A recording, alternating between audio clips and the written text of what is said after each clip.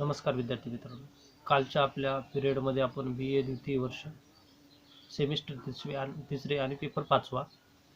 पेपरचं नाव छत्रपती शिवाजी महाराज आणि त्यांचा काळ, इसवी सन 1630 ते 1707 या कालखंड या पेपरचा अभ्यास करत असताना प्रकरण क्रमांक 3 आदिलशाही आणि मुघल यांच्याशी छत्रपती शिवाजी महाराजांचा संबंध.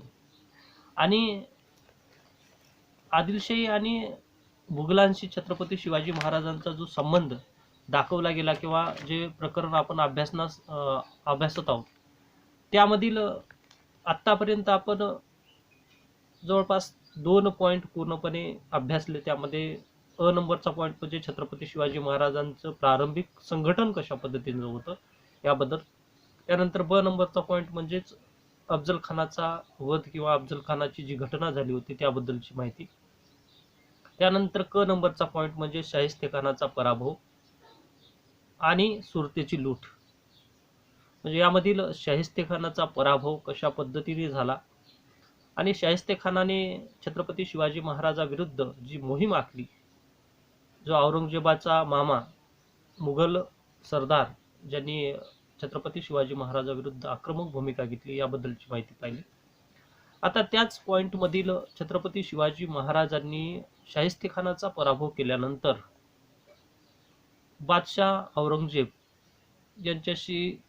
औरंगजेबानं जवळपास 3 वर्षाच्या कालखंडामध्ये शाहिस्तेखानाला आदेश देऊन पुण्याचा परिसर आणि महाराष्ट्रामध्ये हिंदवी स्वराज्य जे वाढत होतं त्याला पूर्णपणे बंदोबस्त करण्यासाठी पाठवलं.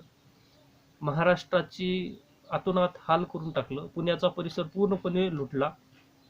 अशा स्थितीमध्ये शाहिस्तेखानाचा पराभव रात्रीच्या वेळेस शिवाजी महाराजांनी केल्यानंतर त्यांनी पुढे एक आक्रमक भूमिका घेतली आणि सुरत या शहराची लूट करण्यास प्रारंभ केला. आता या सुरतेची लूट याबद्दलची आपण आजच्या प्रकरणामध्ये माहिती पाहणार आहोत, आजच्या पिरियडमध्ये माहिती पाहणार आहोत. म्हणजे शाहिस्तेखानाचा पराभव झाल्यानंतर सुरतेची लूट हे प्रकरण क्रमांक 3 मधील क नंबरचा पॉईंट आहे.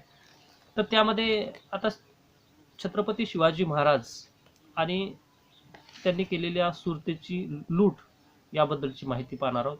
यामध्ये सर्वप्रथम सुरत या शहराबद्दलची माहिती, त्यानंतर छत्रपती शिवाजी महाराजांनी सुरत शहरावर स्वारी करण्याचं किंवा त्या ठिकाणी आक्रमण करण्याचं धोरण का आखलं त्याची कारणे पाहणार आहोत. त्याचबरोबर छत्रपती शिवाजी महाराजांच्या या सुरत लूट किंवा सुरतेवर स्वारी करण्यापूर्वीची पूर्वतयारी कशी होती आणि त्याचबरोबर या सुरतेवर स्वारी केल्यानंतर मिळवलेली लूट कशा पद्धतीची होती आणि या सुरत शहरावर लूट केल्यामुळे जे काही औरंगजेब बादशहावर काय परिणाम झाला याबद्दलची माहिती पाहणार आहोत. तर सर्वप्रथम आपण सुरत या शहराबद्दलची आणि त्याचबरोबर सुरत या शहरावर केलेली छत्रपती शिवाजी महाराजांची स्वारी या आपल्या या घटकाला आपण सुरुवात करतो. छत्रपती शिवाजी महाराजाविरुद्ध मुघल बादशाह औरंगजेबाने आपला मामा शाहिस्तेखान याला दक्षिणेमध्ये पाठवलं. तो 3 वर्ष सर्व दूर म्हणजेच पुण्याचा परिसर, महाराष्ट्राभर त्यांनी ज्या ठिकाणी छत्रपती शिवाजी महाराजांचं राज्य वाढत होतं त्या पूर्ण राज्याला बंदोबस्त ठेवण्यासाठी बंदोबस्त करण्यासाठी आपलं सैन्य म्हणजे 77,000 एक सैन्य, असं अफाट सैन्य घेऊन शाहिस्तेखान हा दक्षिणेमध्ये आला. 3 वर्ष तो दक्षिणेमध्ये मुक्कामी राहिला आणि अशा वेळेस पुण्याच्या लाल महालामध्ये त्यांनी तळ ठोकला होता. पण छत्रपती शिवाजी महाराजांनी जो काही शाहिस्तेखान याच्यावर रात्रीच्या वेळेस आक्रमण केले, हल्ला केला, त्यावेळेस या शाहिस्तेखानाची 3 बोटे तुटली गेली आणि त्यानंतर तो जो काही प्रदेश, जो पुण्याचा परिसर लाल महालातून तो तिथून निघाला आणि त्यांनी 8 एप्रिल 1663 मध्ये औरंगाबाद येथे पोहोचला. पुढील त्याची रवानगी बंगालमध्ये करण्यात आली आणि जी दक्षिणेकडे जसवंत सिंहाकडे काही काळ दक्षिणेची जबाबदारी सोपवण्यात आली होती मग शाहिस्ते खान परत आल्यानंतर बंगालच्या मोहिमेवर त्याला बंगालकडे पाठवण्यात आलं. शेवटी औरंगजेबाने विचार केला की दक्षिणेकडे जसवंत सिंहाच्या मदतीला किंवा जसवंत सिंहाच्या जे काही वर नियंत्रण प्रस्थापित करता यावं, त्याचबरोबर छत्रपती शिवाजी महाराजांचं वाढतं प्रभुत्व, ज्या ठिकाणी शाहिस्ते खानाचा त्यांनी बंदोबस्त केला होता छत्रपती शिवाजी महाराजांनी, त्यावर बंदोबस्त ठेवता यावा म्हणून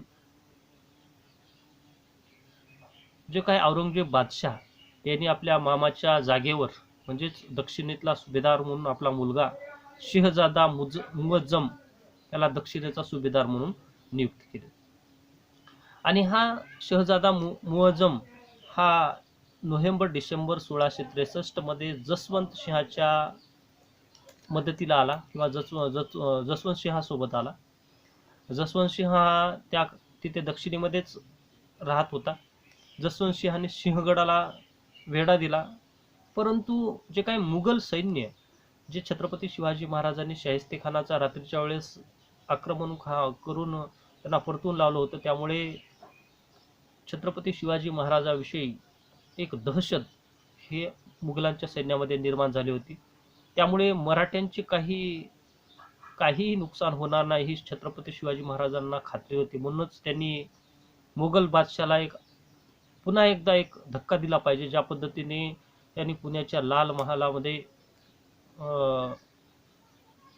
एक 3 वर्ष मुक्काम ठोकून छत्रपती शिवाजी महाराजांना एक कोंडीत पकडण्याचा प्रयत्न शाहिस्ते खानाने केला होता, त्यावर उत्तर देता यावं, त्याला जबरदस्त धक्का देता यावा म्हणून तेव्हा औरंगजेबाविरुद्ध छत्रपती शिवाजी महाराजांनी एक मोहीम आखायला सुरुवात केली, ती म्हणजे सुरत येथे स्वारी.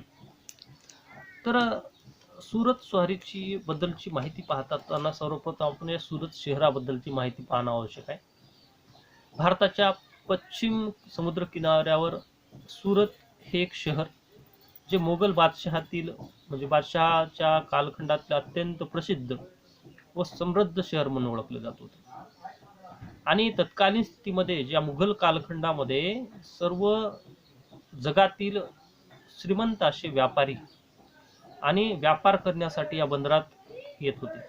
त्यामुळे इंग्रज असतील, डच असतील, पोर्तुगीज असतील, इराणी, रोमन, अरेबियन, चिनी हे व्यापारी या ठिकाणी व्यापार करण्यासाठी येत होती. आणि या सुरतच्या बंदरातून दरवर्षी कोट्यावधी रुपयाचा व्यापार हा होत होता.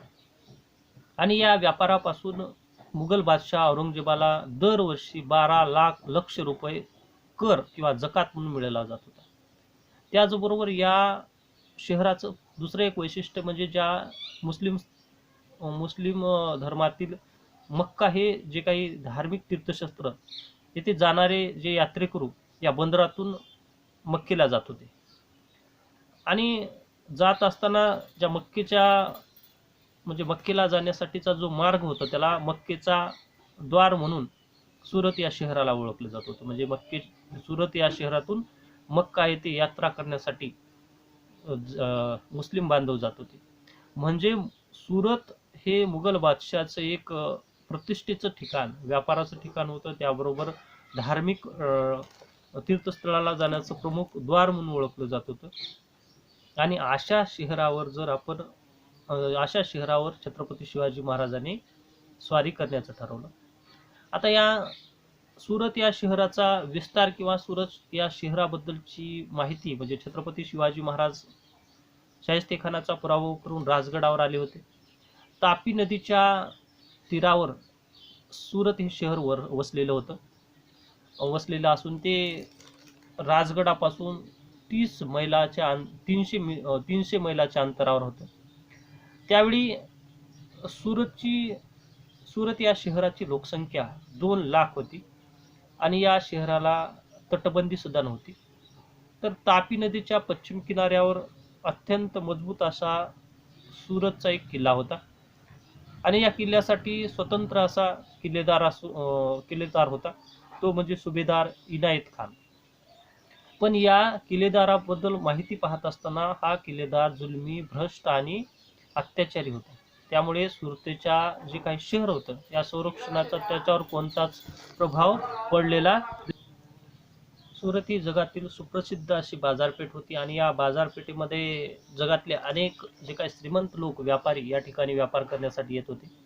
त्यामध्ये जे काही या शहरात हाजी जहीद बेग, हाजी कासिम, बहिरजी बोहरा, मुल्ला अब्दुल जाफर ही व्यापारी, हे जे काही व्यापारी होते कोट्याधीश संपत्ती असणारे व्यापारी. याशिवाय इंग्रज असतील, डच असतील यांच्या वखारी सुद्धा सुरत येथे होत्या आणि यांनी व्यापार करण्यास प्रारंभ केला होता. आणि या व्यापार केल्यानंतर जी काही मालमत्ता ठेवण्यासाठी जे प्रमुख ठिकाण त्यांनी बांधलं त्याला वखारी म्हणून ओळखलं जात होतं. या वखारी सुद्धा त्या ठिकाणी होते. म्हणजेच मुघल बादशहाचं जे काही सर्वात संपन्न असं शहर आणि या शहरामधून व्यापार जो होत होता तो मुघलांच्या साम्राज्यासाठी किंवा मुघल सत्ताला कर सुद्धा या शहरापासून सुरुवात जास्त मिळत होता. आणि मुघल बादशहाचं हे प्रमुख ठिकाण, याचं प्रतिष्ठेचं ठिकाण हे मुघल बादशहाच्या राज्यव्यवस्थेतील होतं किंवा प्रशासनातील होतं. अशा शहरावर छत्रपती शिवाजी महाराजांनी स्वारी करण्याचं ठरवलं. म्हणजे ही होती छत्रपती शिवाजी महाराजांनी ज्या सुरत शहरावर किंवा सुरतेवर स्वारी करण्याचं ठरवलं त्या सुरत शहराबद्दलची माहिती. तर आपण या सुरत शहरावर जी काही स्वारी करण्याची कारणे, म्हणजे छत्रपती शिवाजी महाराजांनी जी सुरत शहरावर आक्रमण करण्याचं जे कारण ठरलं होतं किंवा कारणे काय होती हे पाहणं आवश्यक आहे. म्हणजे शाहिस्तेखानाच्या फजितीनंतर किंवा शाहिस्तेखानाचा पराभव केल्यानंतर छत्रपती शिवाजी महाराजांचं प्रभुत्व वाढण्यास प्रारंभ झालं होतं. आणि याच कालखंडामध्ये कोणत्याही म्हणजे मुघल बादशाह असेल किंवा आदिलशाही असेल यांच्या मनामध्ये किंवा त्यांच्या विचारामध्ये नसताना सुद्धा छत्रपती शिवाजी महाराजांनी एक धाडसी निर्णय घेण्यास प्रारंभ केला, तो म्हणजे सुरतेवर स्वारी करण्याचा. सुरतेवर स्वारी करण्यासाठी त्यांनी जवळपास 4 दिवस या सुरत या शहराची पूर्णपणे संपत्ती लुटण्याचं काम केलं. जी काही स्वारी करण्याची कारणे काय होती ती कारणे समजून घेणं आवश्यक आहे.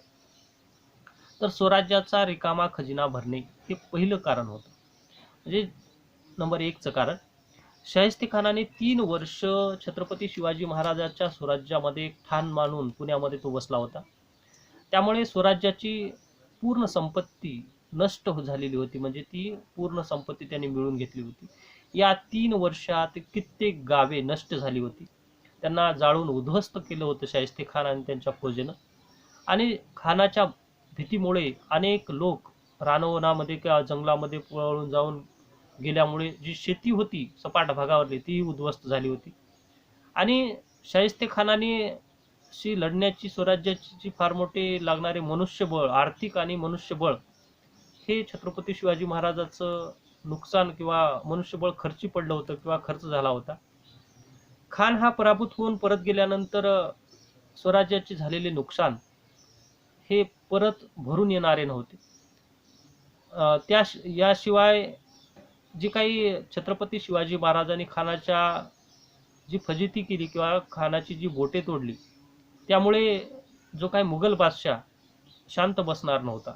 आपल्या स्वतःच्या मामाचे बोट तुटले हे मुघल बादशहाला सहन होणारी बाब नव्हती. आणि तो पुन्हा काही वेळानंतर काय होणार पण छत्रपती शिवाजी महाराजाविरुद्ध आक्रमक भूमिका घेईल आणि छत्रपती शिवाजी महाराजांच्या हिंदवी स्वराज्यावर पुन्हा एकदा संकट येईल हे निश्चितच होते. यासाठी म्हणून छत्रपती शिवाजी महाराजांनी औरंगजेबाच्या येणारे जे आक्रमण पुढे भविष्यात होणाऱ्या आक्रमणाला तोंड देण्यासाठी त्याची तयारी करण्यासाठी म्हणून नाविक शक्ती वाढण्यास प्रारंभ केला. म्हणजे समुद्र किनाऱ्यावर स्वतःचा एक नाविक तळ निर्माण करण्याचं काम करण्यासाठी पैसा आवश्यक होता. त्याचबरोबर जे काही सैन्य, त्याचबरोबर जी गावे उद्ध्वस्त झाली होती सैन्यासाठी नवीन शस्त्रास्त्र असतील किंवा दारुगोळा असेल, सैन्यशक्ती उभारण्यासाठी गावे जी उद्ध्वस्त झाली होती त्या गावांना पुन्हा पुनर्स्थापित करण्यासाठी अशासाठी धनाची आवश्यकता होती किंवा पैशाची आवश्यकता होती. आणि मुघल सैन्याने 3 वर्ष स्वराज्याची मध्ये धुमाकूळ घातला होता. आणि जी काही राज्य होतं छत्रपती शिवाजी महाराजांचं स्वराज्य होतं ते पूर्णपणे नष्ट करण्याचं काम केलं होतं. म्हणून सुरत या शहराची लूट करण्यासाठी किंवा स्वराज्याचा रिकामा झालेला खजिना भरण्यासाठी म्हणून छत्रपती शिवाजी महाराजांनी सुरत या शहराची लूट केली. हे झालं पहिलं कारण. आता दुसरं कारण, शाहिस्तेखानाच्या आक्रमणाचा सूड किंवा औरंगजेबाने जे शाहिस्तेखान याला छत्रपती शिवाजी महाराजाविरुद्ध पाठवलं होतं, त्या आक्रमणाचा सूड घेण्याचं एक ध्येय हे छत्रपती शिवाजी महाराजांचं होतं. जे मराठे छत्रपती शिवाजी महाराजांचं जे सैन्य होतं, या सैन्याला सळो की पळो करून सोडणारे जे काही शाहिस्तेखान यांनी चहूबाजूने छत्रपती शिवाजी महाराजांना वेढण्याचं काम केलं. त्यावेळेस गावच्या गाव उद्ध्वस्त झाली आणि या गावातील व्यक्ती सुद्धा आपल्या जे काही दैनंदिन लागणारे वस्तू असतील या घेऊन जंगलाच्या ठिकाणी डोंगर दऱ्यामध्ये आश्रय घेण्यास प्रारंभ केला. त्यामुळे जे काही जमिनी होत्या पूर्णपणे उद्ध्वस्त झाल्या होत्या, जमिनीचा नाश झाला होता, शेतीमध्ये पिकं येत नव्हती. अशा स्थितीमध्ये जे काही जी आतापर्यंत झाली हानी, त्याचबरोबर जनतेच्या मनात असणारी दहशत ती कमी व्हावी आणि जे काही यवनी आक्रमणे किंवा मुघलांचे आक्रमण सतत होतात, जी मराठ्यांना एक सवय लागली होती की आक्रमण होत आहे अशी चाहूल लागताच जंगलामध्ये पळून जाणं, यावर उपाय म्हणून म्हणजेच जो शाहिस्तेखानाने आक्रमण केलं त्या आक्रमणाचा सूड घेण्यासाठी म्हणून छत्रपती शिवाजी महाराजांनी हिंदवी स्वराज्याची एक निर्मिती केली आणि शाहिस्तेखानाने केलेले अत्याचार आणि त्याचा प्रतिशोध घेणे, म्हणजेच ज्यांनी शाहिस्तेखानाने ज्या पद्धतीने मराठ्यांच्या स्वातंत्र्य संग्रामाला किंवा मराठ्यांच्या स्वराज्याला हानी पोहोचण्याचं काम केलं, यावर उपाय म्हणजेच शाहिस्तेखानाच्या फौजेला म्हणजेच औरंगजेबाच्या सर्व फौज जी सुरतमध्ये होती, त्याचबरोबर सुरत हे प्रसिद्ध शहर होतं, या ठिकाणी धाड घालून त्यांच्या परिसरात जाऊन मुघलांच्या परिसरात जाऊन मुघलांच्या एका प्रतिष्ठित अशा व्यापारी स्थळावर हल्ला करण्याचं काम छत्रपती शिवाजी महाराजांनी करण्यास सुरुवात केली. त्याचं कारण होतं की शाहिस्तेखानाने जी छत्रपती शिवाजी महाराजांच्या राज्यामध्ये केलेली नासधूस किंवा छत्रपती शिवाजी महाराजांच्या राज्यावर केलेला अत्याचार याचा सूड उगवणं हे एक छत्रपती शिवाजी महाराजांचं एक सुरतच्या स्वारीचं कारण ठरलं. आता नंबर 3चं कारण म्हणजे मोगली प्रतिष्ठा धुळीला मिळवणे. शाहिस्तेखानाने पुण्यामध्ये प्रत्यक्ष लाल महालात वास्तव केलं होतं आणि या लाल महालामध्ये छत्रपती शिवाजी महाराजांचं बालपण गेलं होतं. त्यामुळे छत्रपती शिवाजी महाराजांच्या जी अस्मिता किंवा जी मान सन्मान होता तो धुळीस मिळवण्याचं काम शाहिस्तेखानाने केलं होतं. त्याच पद्धतीने मोगल बादशाह औरंगजेब याचं जे काही मक्केच्या ठिकाणी जाण्यासाठी जो प्रमुख द्वार होतं, त्याचबरोबर मुघल काळातील एक प्रतिष्ठित शहर म्हणजे सुरत हे व्यापाराचं शहर आणि या शहराला जर लूटमार केली तर जो अख्ख्या हिंदुस्थानात म्हणजे भारतामध्ये बादशहावर एक बादशहाची सुद्धा प्रतिष्ठा धुळीस मिळेल अशी मानसिकता छत्रपती शिवाजी महाराजांनी निर्माण करण्यासाठी म्हणून एक अचानकपणे सुरत या शहरावर आक्रमण करण्याचं ठरवलं. त्याचनंतर नंबर 4चा पॉइंट म्हणजेच मुघल बादशहाला गर्भित इशारा. स्वराज्यावर आक्रमण केल्याने काय परिणाम होऊ शकतं, म्हणजे छत्रपती शिवाजी महाराजांचं स्वराज्यावर आक्रमण केल्यामुळे काय परिणाम होऊ शकतं हे मुघल बादशाह औरंगजेब त्याचबरोबर जे काही आदिलशाही असतील आणि अन्य जे शासक होते यांना दाखवून देण्यासाठी म्हणून छत्रपती शिवाजी महाराजांनी सुरत या शहरावर आक्रमण करण्याची एक योजना आखली.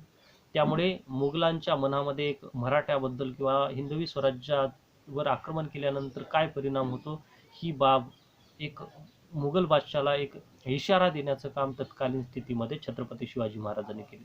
तर आतापर्यंत आपण सुरत शहरावर स्वारी या घटकाची माहिती पाहत असताना सुरत या शहराबद्दलची माहिती पाहिली.